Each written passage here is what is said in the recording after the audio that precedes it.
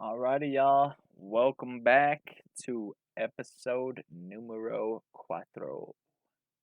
Alright, so today I'm gonna try and make it quick. I'm extremely tired, but I just wanted to fill you guys in on what I'm doing program wise, which I'm actually super excited to talk about. Um, so to just jump right in, if you have ever been a gym rat or you've been consistently going to the gym, it's just inevitable that you hit a wall at a certain point, meaning you hit a plateau, you hit a spot that you are not progressing in the gym. So it's a very frustrating place to be in, especially when you are putting in the work, the time, the effort, and everything else that comes along with that.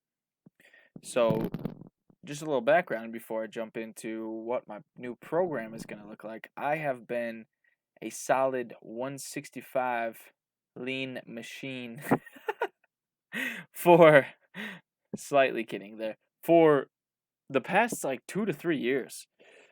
It's just been pretty damn frustrating. Like I said, when you put in that work and you put in all that money and that time to progress in the gym and it's not happening, it gets pretty frustrating. So, there's a couple ways to progress. One, steroids. Don't do that. Don't do that. I actually had a buddy's friend that passed away from a goddamn hole in his heart from taking pro hormones at a young age. So, yeah, stay away from that stuff. I'm on the natty train all the way. So, let's see here. The only thing to change that I have the ability to is just my program. I feel like I have a decent handle on nutrition at this point. Yes, I could dial it in more. Yes, I could be recording what I eat, but I don't really have the time to be doing that on a daily basis. I wish I did, and I definitely will get to a point in life to where I do have that time and I will make that commitment. But as of now, I'm just going to keep my same nutritional plan, maybe bump up my calories to around 2,900, which it's a rough estimate. And like I said, I'm not tracking. I'm just kind of keeping in mind how how many calories I am intaking just with a rough guesstimate, and then also the amount of protein that I'm intaking every day. So I want to keep protein pretty high. I want to keep my carbohydrate intake pretty high. I want to keep my fat intake low. So those numbers around 40% of protein, 41% of carbs, and 19% of fats. Like I said, I will not be tracking. Maybe I will get to a point in this program that I am tracking. It would definitely be bring the most benefits along with this new program. But so it's basically a 12-week program. There's going to be 4 phases, so 3 weeks per phase.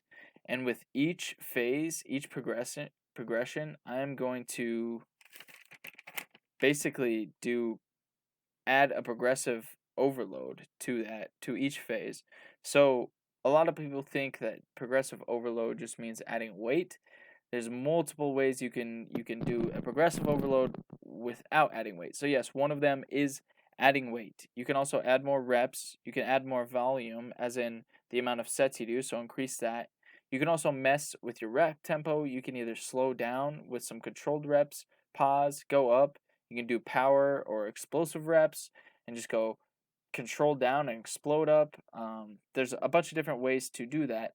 So more examples of progressive overload, you can mess with the amount of or the length of your rest time. You can definitely affect the intensity of your workout. You can focus more on the mind, muscle slash body connection. So being a little bit more controlled in your sets, focusing on form. Let's see. I think I'm missing one, but the point is there's a lot more to affecting progressive overload and targeting that other than just adding weight. All right.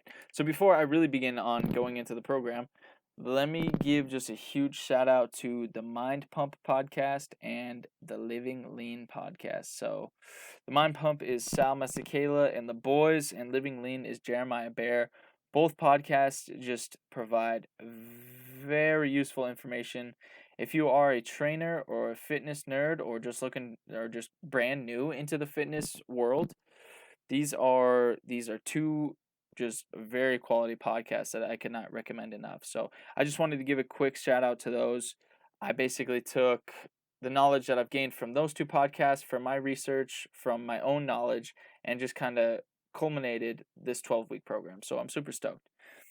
So let's dive in real quick. The main goals of this 12-week program is I just want to, man, my goal weight is 180. And I know that seems like a lot, but I want to be a lean 180. So that's going to be a solid 15 more pounds of muscle for me, which is a rather large number, but I definitely think I could do it. So this will be the fun part, is just recording and trying out this new program. I'm pretty damn stoked, to be honest. Um, I'm going to be focusing mainly on compound movements. So if you don't know what a compound movement is, it's just a movement that basically calls upon multiple different muscle groups, but is targeting one main muscle group. So you got like squats, you got bench press, deadlifts, all recruiting different types of muscle groups in the same lift. So very cool lifts, very strength oriented, and definitely good for putting on mass and building muscle. Excuse me there. So kind of outlined the program a little bit for y'all. It's going to be 12 weeks, like I said, with 3 weeks for each phase. So some new things that I'm adding and trying out to the program, which I'm super stoked about. So the first thing are primer movements. You can technically call them the warm-up, quote unquote, but primer movements' main goal is just to prevent injury and to prime the body for the workout you're about to do. Oh, God bless. So like I said, the main goals: prevent injury and prime your joints, your body, your muscles for the workouts you're about to do. Along with that, you are activating your core. This will help stabilize your hips and spine, which will also help transfer the force throughout your entire body. So activating fast twitch muscles is a part of a good primer workout or exercise or circuit. Activating the fast twitch muscles is a good thing because fast twitch fibers are called upon, especially when lifting heavy. So the more you can call on those, the more you can utilize them and definitely take your lifting to the next level just by activating those. So let's see. And like I mentioned, it's a good way to lubricate the joints and prepare your stabilizing muscles. So most of the time, the joints that you are trying to lubricate are your hips and your shoulders. Those are the two main areas that are going to like receive the most stress from strength and resistance training. So basically, when you do a primer workout to minimize the stress on that, you are going to be working out your big muscles. So glutes, hamstrings, the posterior chain muscles in your back, including the mid and lower traps, the lats, and the rhomboids. So this will, along with kind of, once again, lubricating those joints, it will also help stabilize the joints and keep them in a neutral position when you are doing exercises and compound lifts.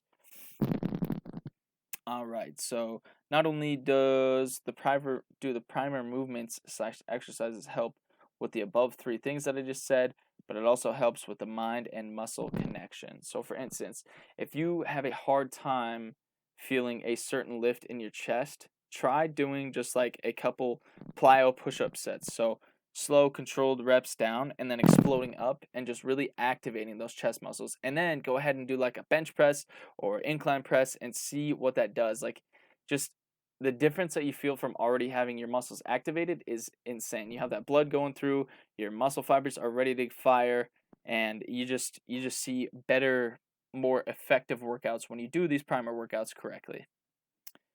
So, not only that, but the cool thing about this is that you can prime your CNS as well, so the central nervous system. So you want to make sure that you are activating the CNS but not fatiguing it, because if you fatigue it, then it is going to poorly affect the output towards your workout.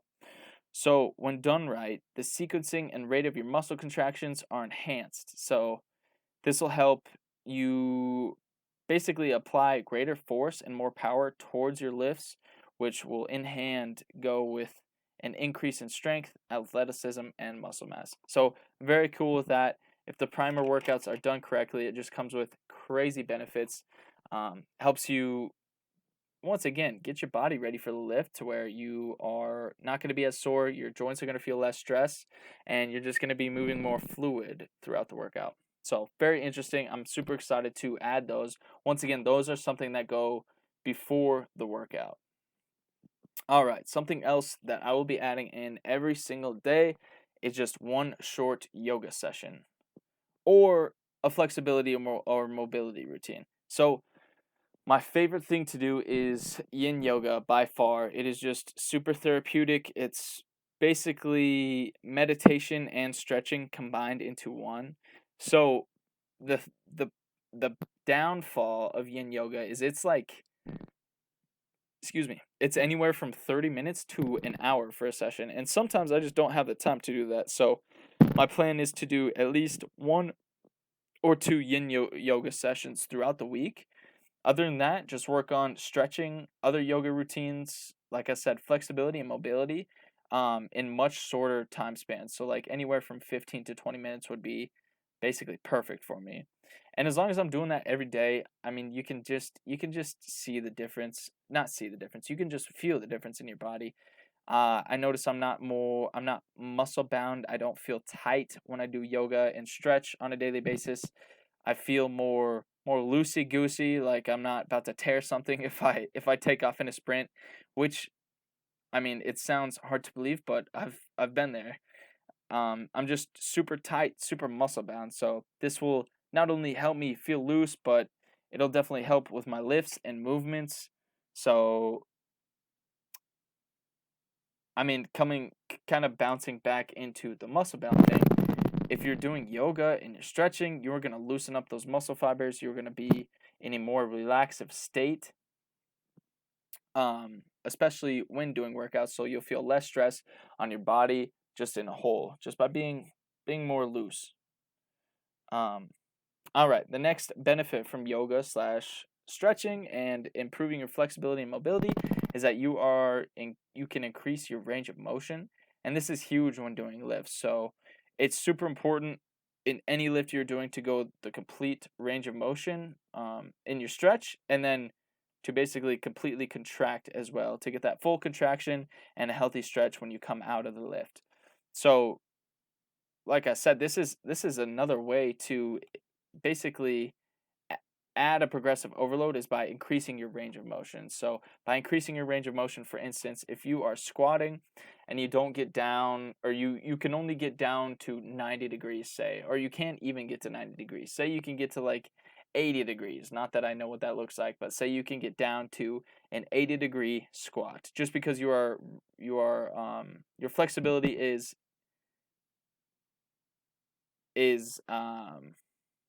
inhibited. Gosh, either way, you don't have the flexibility to go to 90. So by increasing your range of motion, your flexibility, your mobility, you can go past 90, which in turn will activate more muscle fibers, different muscle groups to basically help you lift that. So when you shock your body by going past 90 when you haven't been doing that before, you're going to be recruiting new muscle fibers and hitting new muscle groups that you were missing before due to the non-full range of motion there. So super exciting there. Let's see.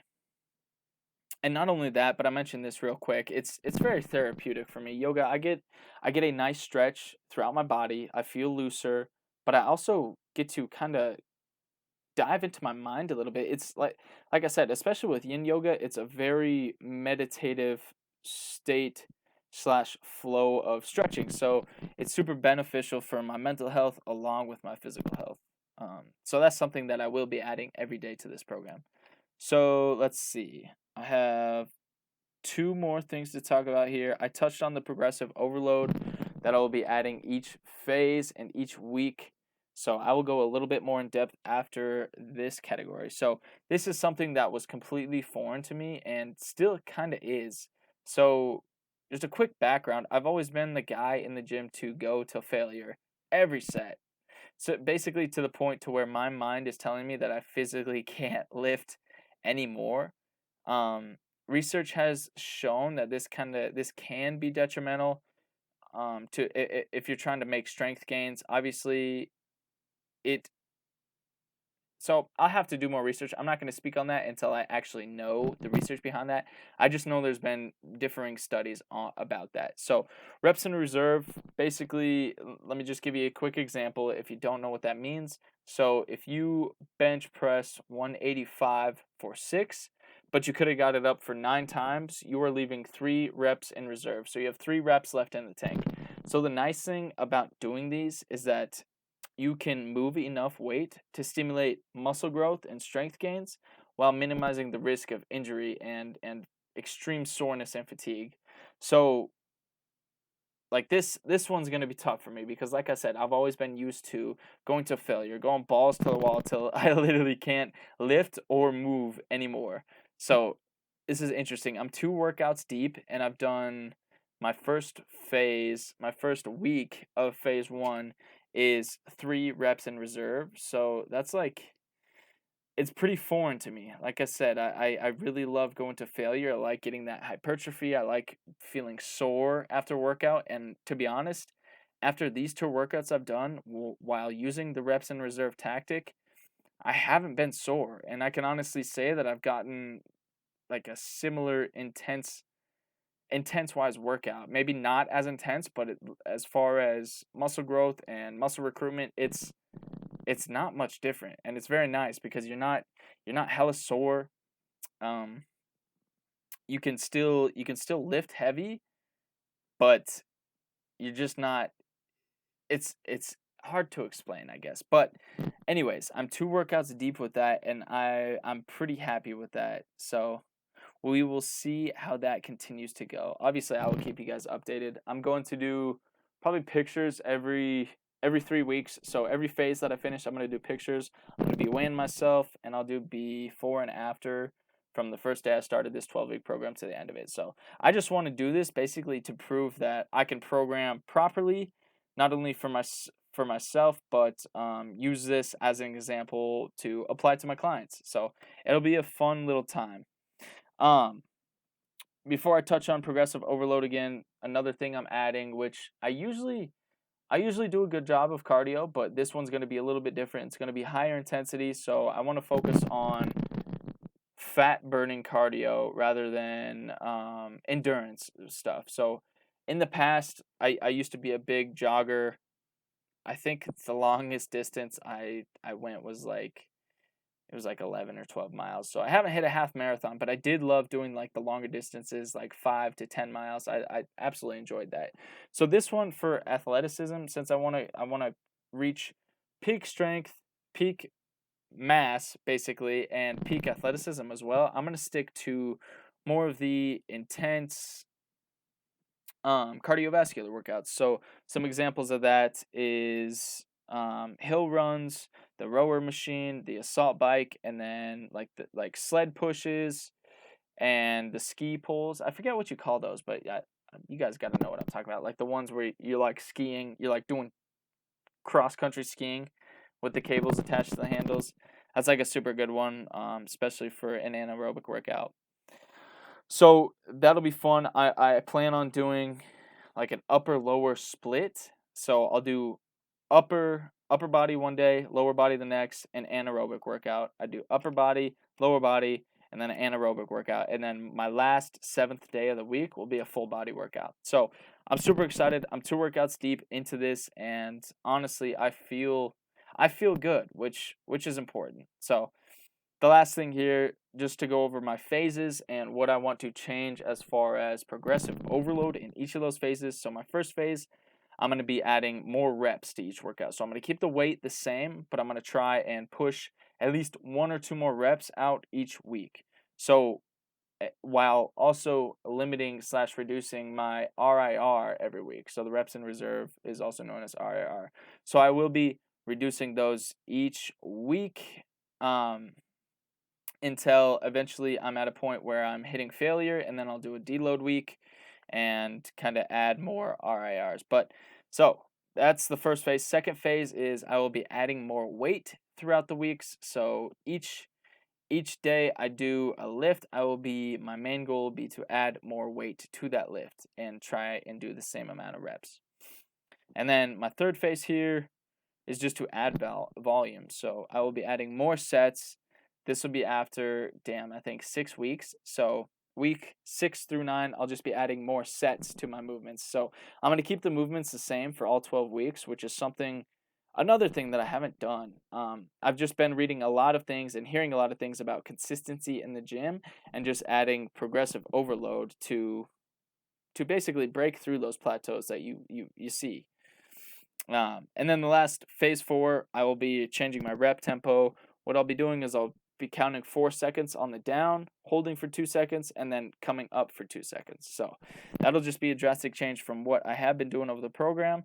And my thought process as in changing each of these progressive overloads and focusing on one for each week is that my body will never be adapted to the workouts that I'm doing. So yes, I will be doing the same lifts, but as far as volume and progressive overload, each week is going to be different. Each week is either going to be more reps, more weight, more volume, or a changed rep tempo. So I'm super excited to try this. Like I said, I can't wait to see the results. I really want to stick with this. It's hard for me to stick to a structured program just because I love just going to the gym and being creative and doing something different every day. But this will be something that it'll help me out as a trainer.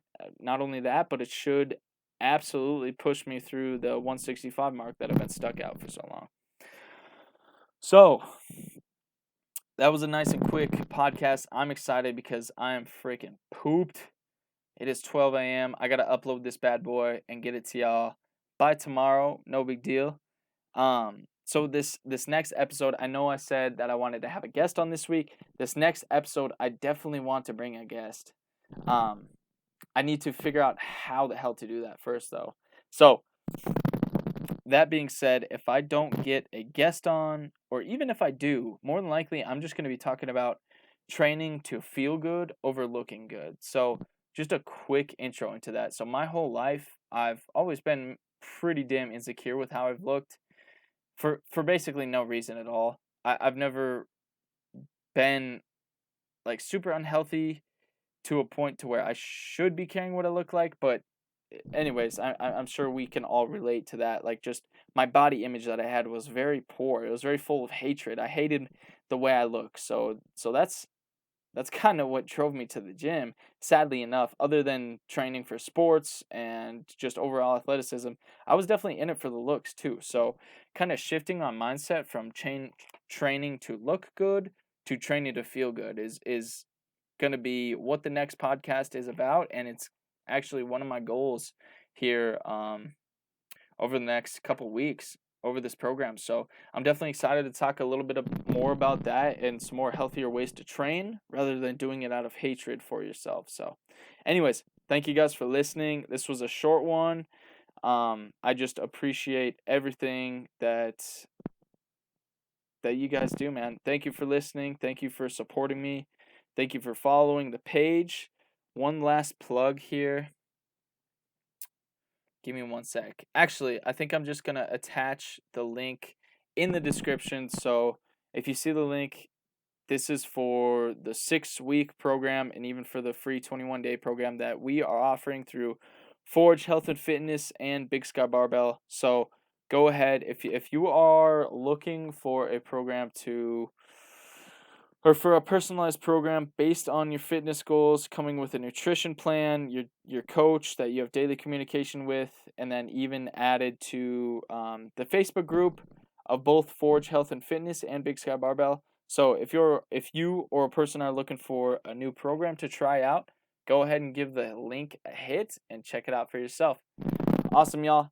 Happy Wednesday. I hope you guys have a beautiful day. It's weird saying that because I'm recording this on a Tuesday night, but anyways, adios, y'all. Thank you for listening.